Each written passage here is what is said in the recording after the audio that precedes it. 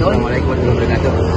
Alhamdulillah hari ini Peloton 2 Pos Pelindo sudah melaksanakan olahraga pagi kesamaptaan.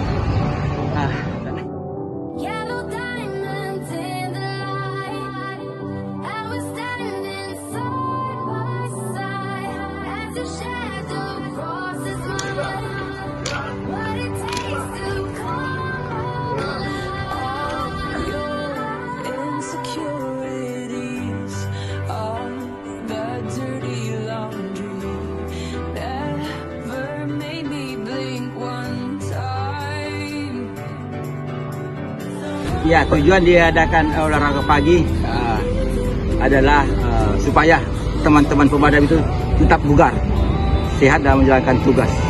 Itu yang utama.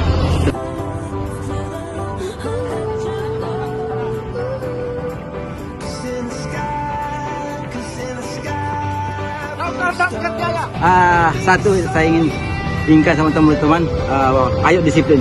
Anda disiplin, bajunya akan saya bagikan. Kalau Anda disiplin, Anda pasti dapat baju, insyaallah. Terima kasih.